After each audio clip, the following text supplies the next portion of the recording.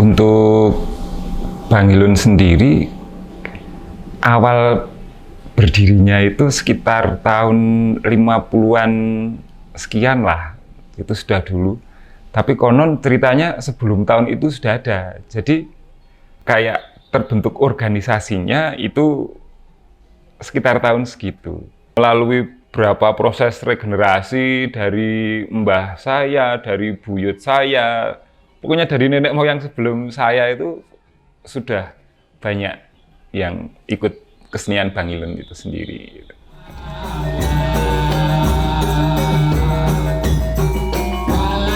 Kesenian Bangilun itu menceritakan tentang keseharian masyarakat Ledong lah.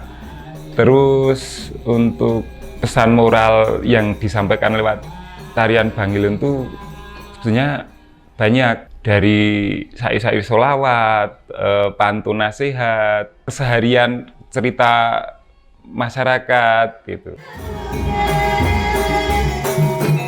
Untuk berapa personilnya sebetulnya nggak terbatas, dari sedikit bisa sampai banyak pun bisa. Kalau untuk gendernya laki-laki bisa, perempuan bisa, tapi kalau dari dulunya itu laki-laki. Kalau usia nggak terbatas sih, kalau dulu itu yang penting setelah akil baleh lah.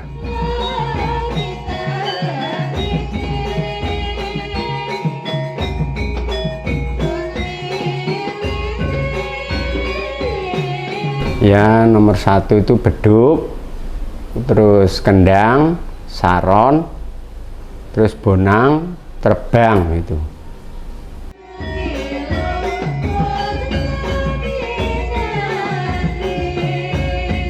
Biasanya tuh sebagai pembuka ada lagu Bismillah, itu seperti contohnya Bismillahirrohmanirrohim, Bismillahirrohmanirrohim. Nah, gitu, itu sebagai pembukanya. Terus biasanya pembukanya itu menceritakan tentang berdirinya tanggal sama tahunnya itu. Tanggal 19 papat sasine, tanggal 19 papat sasine, 195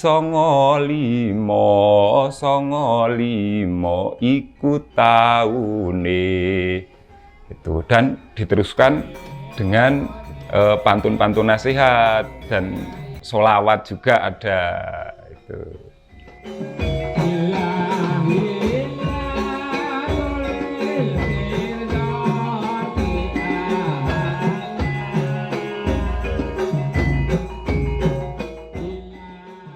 Kostum itu seperti, kalau mengingat zaman dulu itu seperti tentara ya. Tentara zaman dulu itu pakai celana pendek, terus pakai selempang, pakai lis, pakai embong gitu.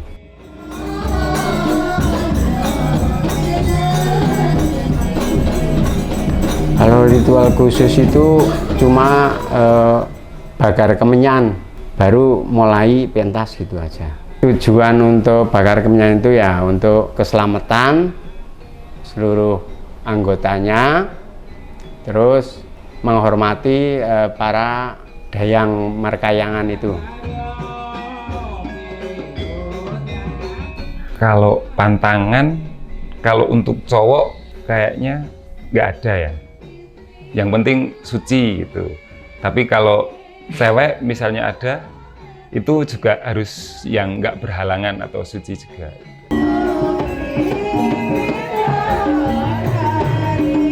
Kalau midodarenan itu, kalau dulu itu seperti memanggil midodaren dari bangsa Kayangan gitu.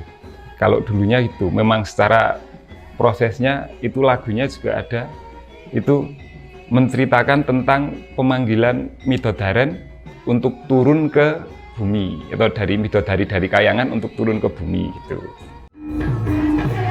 Ya kalau dulu karena kurangnya penari cewek untuk midodaren itu, jadi laki-laki yang didandanin seperti cewek juga, karena kalau midodaren itu kan kita manggil dari Kayangan itu, kalau cewek yang nari nanti kalau ada yang masuk, misalnya kayak ada yang kesurupan, itu kalau cewek fisiknya kurang mampu, jadi dipakainya cowok itu kalau dulu.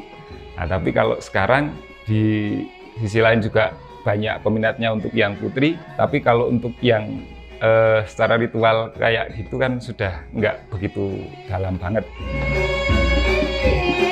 Kalau membedakan sebetulnya nggak ada ya, tapi cuma warna, mungkin warna kostum, atau mungkin dari sini cengkok lagunya itu, karena dari masing-masing desa aja logat bicaranya sudah beda gitu, jadi cuma cengkok lagunya yang berbeda, terus warna kostumnya dan jenis motif-motif di aksesorisnya itu paling yang membedakan.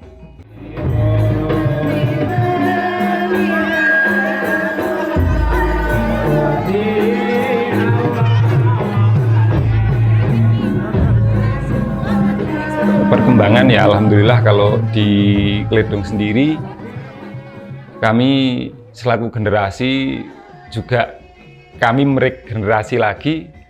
Kami sudah mengajak adik-adik dari usia SD, SMP sudah mau belajar menari Bangilun. Ya alhamdulillah sangat antusias lah, walaupun nggak sebanyak kesenian lain tapi ada. Kalau upaya untuk melestarikan, untuk mengembangkan tarian Bangilun sekarang, model sekarang gitu, atau tari garapan model sekarang gitu, jadi nggak monoton seperti tari Bangilun yang seperti zaman dulu gitu. Kita lakukan modernisasi lah gitu. Kalau seperti midodaren itu yang dulunya laki-laki, sekarang kita udah ganti yang cewek. Terus dari alat musik yang dulunya pakai beduk, kendang, dan terbang, sekarang kita udah tambah gamelan itu. Bangilun sendiri di grup kami melakukan pentas rutin setiap 8 dinos pisan, itu 35 hari sekali, itu setiap hari Minggu wage gitu.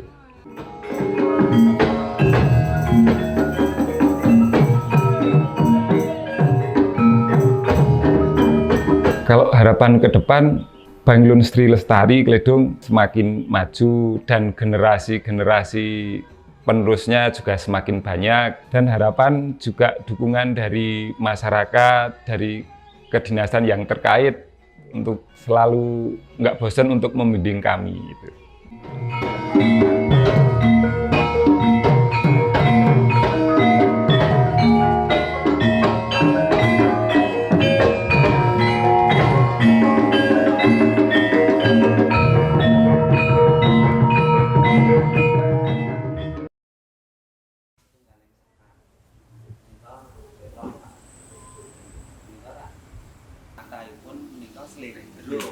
Wonten setunggal sekar wak nyeli nika kok. Lambat kula anu ningali ingkang gemung menika bingung menika lek ngantos ngeten nika napa anggenipun napa mireken ngantos arep ngepas. Ya, dari hasil observasi lapangan tentang kesenian tradisi Bangilun, kita mendapatkan banyak data, terutama dari beberapa aspek baik koreografis, histori maupun musik, yang akan menjadi salah satu cara untuk memperkaya data, penguat data dari keberadaan seni tradisi Bangilun dari Teledung. Melalui pengamatan secara langsung, jadi kebetulan karena ada sajian yang sangat lengkap dan dipresentasikan dengan segala keunikannya. Kami mendapatkan beberapa data yang sebagai bentuk konfirmasi dari beberapa asumsi maupun hipotesis. Jadi bahwa kesenian yang muncul pasca kemerdekaan ini memang benar-benar menjadi salah satu seni yang unik. Jadi semenjak sekitar tahun 1950-an kemudian muncul seni tradisi yang memang basicnya berpegang pada kekayaan tembang atau sekar. Jadi sekar menjadi bahan utama yang kemudian menginspirasi gerak begitu, sehingga pada akhirnya berjalan secara berdampingan hingga sampai generasi yang keempat bisa bertahan seperti ini. Dan hebatnya lagi karena sampai saat ini tidak ditemukan distorsi yang signifikan, terutama misalnya pada aspek musik itu masih mempertahankan idiom maupun medium tradisi, sehingga ini tentu saja sangat menarik untuk dikupas dan dikaji sebagai salah satu kekayaan seni budaya yang dimiliki oleh Temanggung gitu. Saking menapa ingkang lami Sing dalan. lami saderengipun dados huruf Latin. Menika rumiyin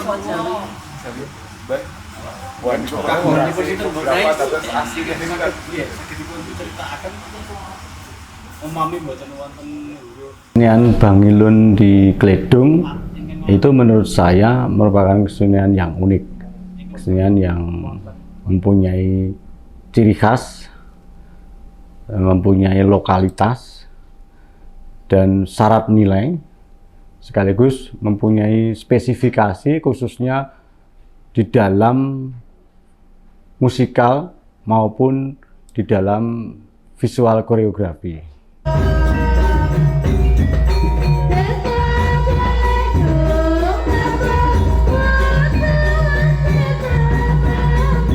Ya, sebenarnya secara penyajian kesenian Bangilun itu hampir sama.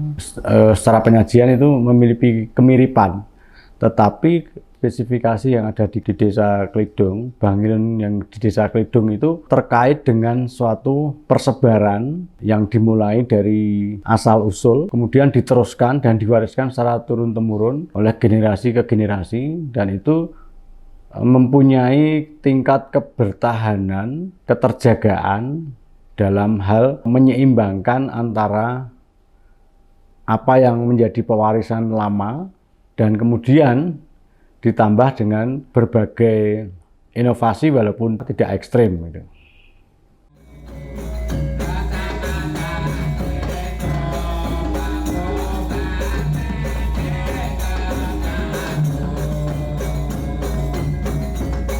Bangilun itu memiliki musikal yang khas karena kalau dibandingkan dengan seni-seni yang serumpun, karena secara koreografis maupun musikalitas ini memang hampir mirip dengan angguk mungkin yang kita bisa katakan angguk cukup populer lebih dahulu. Kemudian ada Andolala dari Purworejo. Namun Bangilun ini unik karena uniknya ada penambahan rician saron. Pada awalnya dulu menurut penuturan dari narasumber ada penambahan instrumen gamelan yaitu 1 rician saron yang kemudian sekarang dikembangkan ada 1 demung dan 2 saron. 2 saron ini akhirnya menjadi pendukung dari demung dalam memberikan ornamen atau ornamentasi pada vokal. Jadi ini sungguh unik karena model-model vokal yang menyerupai sholawatan atau puji-pujian atau perjanjian itu memang lebih dekat dengan laras slendro pada gamelan Jawa. Jadi memang berdasarkan observasi memang laras slendro ini hampir bisa melekat dengan erat, meskipun memang ada beberapa hal karena mungkin pengembangan Bangilun ini semenjak Bangilun dilahirkan hingga saat ini mungkin memang ini dikembangkan secara otodidak. Jadi sistem estafetnya itu juga mungkin kalau kita bisa bilang ini analog banget ya. Jadi belum ada sentuhan akademik yang sistematik begitu. Sehingga sangat kelihatan kalau kita tidak dapat menemukan misalnya notasi yang baku pada balungan, pada demungnya, pada saronnya. Karena memang setelah kami observasi sifatnya memang ornamentik. Demikian juga dengan keberadaan kendang. Kalau mungkin dalam angguk atau dalam dolala itu peran kendang sangat dominan dalam kembangan-kembangan gerak tari. Jadi kalau di dalam Bangilun itu beda. Bangilun ini beduk menjadi hal yang utama yang dimatchingkan dan menjadi patokan dalam aksentuasi gerak yang kemudian dihias oleh suara tepakan kendang. Mungkin perbedaannya yang sangat signifikan di wilayah itu.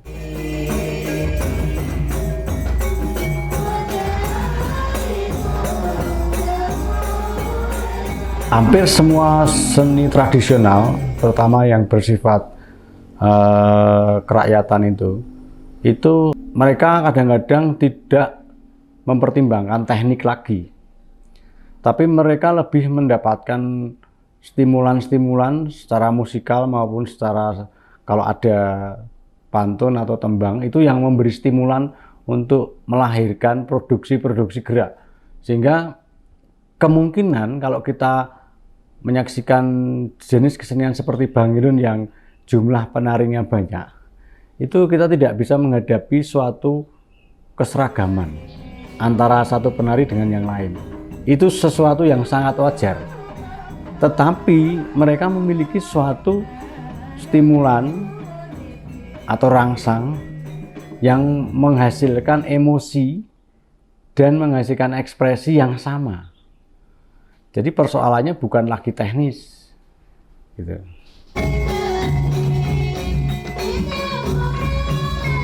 Saya rasa mereka sudah melakukan cara mereka dengan tepat. Artinya tradisi dan perilaku masyarakat pendukung kesenian ini memang mungkin sudah sejalan dengan pola mereka berkesenian atau berkebudayaan. Jadi sepertinya keterlibatan gamelan dalam kesenian tradisi ini yang mana mungkin kalau kita bisa lihat kesenian yang serumpun tidak pernah menggunakan gamelan. Tetapi di Bangilun ketika menggunakan gamelan itu juga ternyata gamelan tidak menjadi instrumen yang mendominasi. Sifatnya ini ornamentik. Bahkan ketika kami observasi tentang bagaimana pentingnya instrumen gamelan, misalnya mempengaruhi pengambilan tinggi rendah vokalnya, ternyata tidak juga. Justru gamelan ini kemudian seperti seolah-olah diposisikan sebagai bintang tamu yang mau nggak mau harus bisa melebur dalam musikalitas mereka. Jadi ini saya rasa justru menjadi hal yang unik, yang khas dari kesenian Bangilun ini, bahwa di sana ada dialektika yang cukup menarik antara gamelan sebagai salah satu produk adiluhung, kemudian ini berpadu dengan kesenian rakyat. Ini saya rasa justru kalau kita bisa memahamkan basic ini, kemudian mewariskan pada generasi-generasi penerus Bangilun di Teledung ini, saya rasa ini justru akan menjadi satu kelebihan yang cukup istimewa.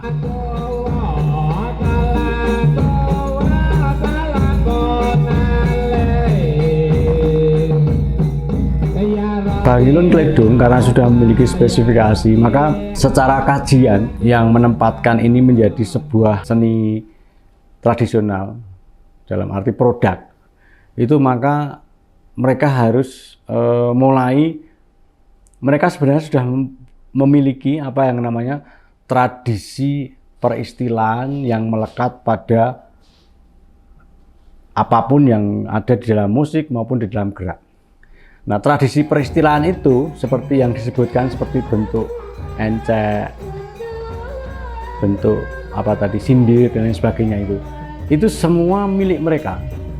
Karena mereka memiliki tradisi peristilahan itu, yang mereka perlu dipahamkan kepada masyarakat luas adalah tradisi persistiraan adalah suatu alat penyimpan estetika tari yang terbaik. Itu yang kemudian harus dipahamkan kepada masyarakat. Karena istilah itu yang memahami mereka. Karena yang memiliki istilah itu mereka. Tetapi kewajiban masyarakat adalah memahami itu. Sehingga ketika kita mempunyai sebuah dokumen, tradisi persistiraan itu kemudian didefinisikan di dalam sebuah bahan kajian, maka itu akan terekam dan itu akan bisa dipelajari oleh masyarakat luas. Sebenarnya keuntungan dari kesenian Bangilan Kelidung, para pelakunya masih menyimpan tradisi persistiraan itu. Nah, sementara tradisi persistiraan itu tidak atau belum dikenal oleh masyarakat luas. Maka bahan kajian itu mestinya itu nanti akan menjadi terdokumentasi, entah itu dalam bentuk buku atau apa yang terekam dengan baik, dan itu kemudian ditularkan dan disebarluaskan kepada masyarakat luas.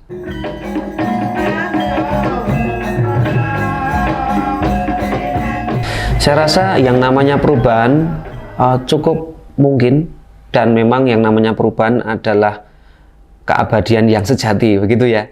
Jadi kesenian ini akan langgeng itu kalau ini juga ikut sejalan dengan berubahnya zaman. Karena zaman ini berubah, kemudian kebudayaan ini juga akan mengalami sedikit demi sedikit perubahan sesuai dengan perubahan yang ada di masyarakat. Karena apa? Semakin kesenian ini dianggap tidak bermanfaat karena tidak relevan dengan zaman, akan semakin mempercepat kematian dari kesenian ini. Tetapi kalau sebaliknya, mungkin kalau Bangilun nanti diturunkan ke generasi yang misalnya kelima dengan para seniman-seniman yang katakanlah ya dari kalangan usia muda, pasti cara mereka berkebudayaan sudah lain. Nah, apa yang bisa dilakukan adalah literasi yang cukup terhadap basicnya. Sehingga pengkajian ini sangat penting dilakukan dan mudah-mudahan manfaatnya juga memang benar-benar dapat menjadi patokan ya, bisa menjadi pakemnya. Pakem bukan berarti sesuatu yang sudah hanya didiamkan saja, tetapi perlu dikembangkan sesuai dengan zamannya. Tetapi jangan sampai lepas dari rohnya, jangan sampai lepas dari akarnya begitu.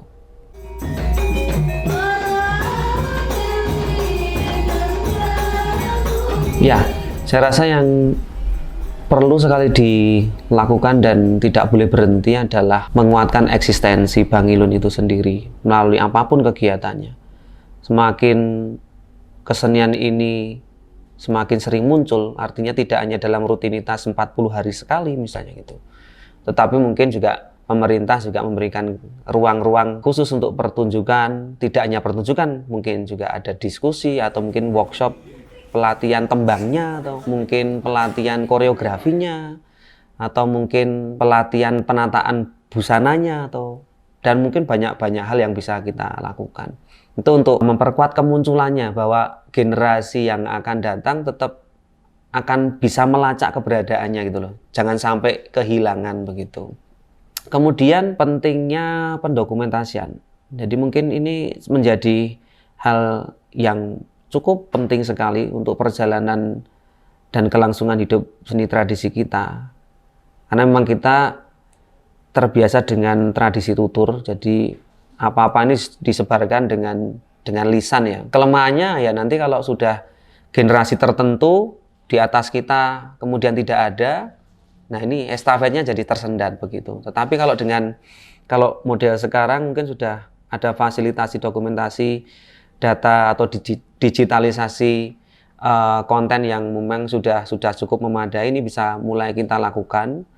Dalam aspek koreografis misalnya, perlu sekali ragam-peragam gerakan pada Bangilun ini perlu didokumentasi yang layak, misalnya sajian secara keseluruhan, kemudian potong per potong, karena kita ketahui ada 6 ragam pokok dalam Bangilun yang masing-masing juga memiliki varian. Jadi ini kalau didokumentasi, kita potong-potong begitu, kita pisah-pisah, kita urai, kemudian dikasih deskripsi lengkap dengan mungkin aspek-aspek yang terkait misalnya ragam bawan misalnya gitu. Aspek terkaitnya apa misalnya? Secara koreografis begini. Kemudian gerakan langkah kakinya, kemudian musiknya bagaimana, lagunya yang ditembangkan pada waktu itu apa. Itu semua bisa dikemas menjadi sesuatu yang siap saji. Kenapa siap saji?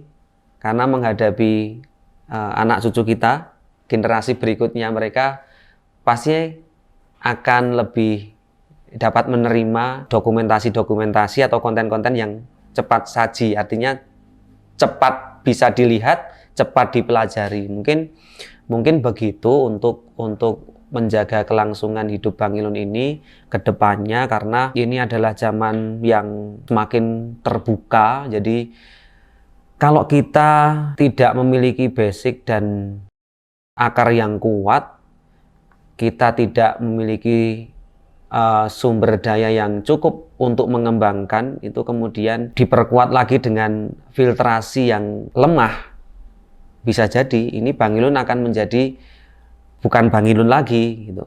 Mungkin identitasnya akan semakin luntur, nanti akan bercampur dengan kesenian-kesenian yang serumpun, atau mungkin masuknya invasi, misalnya ada ragam gerak yang kebarat-baratan, atau mungkin alat musik yang tidak dari tradisional, mungkin alat musik barat juga masuk. Ini jangan sampai, karena menurut kami tim pengkaji, kesenian ini sudah cukup mapan, tinggal bagaimana kita bisa menggali lagi beberapa hal yang mungkin terabaikan dalam kelangsungan hidupnya, misalnya pencatatan setiap perkembangan dari semua aspek, baik koreografi, dramatik misalnya, atau musik, mungkin historinya juga. Jadi selama ini hanya tradisi tutur. Nah, ini mungkin bisa mulai dikembangkan dokumentasi-dokumentasi yang tadi saya sampaikan, cepat saji, siap saji begitu. Jadi menurut saya, karena Bang Ilun itu berkembang baik dan masih dipelihara, dilakukan oleh para pelaku seni tradisional Bang Ilun di wilayah Temanggung, maka itu salah satu modal utama ketika sebenarnya itu sangat layak untuk diberi penghargaan sebagai warisan budaya tak benda, karena pelaku dan penonton Bang Ilun di Kabupaten Temanggung ini sampai hari ini masih memelihara dalam berbagai macam event maupun pertunjukan.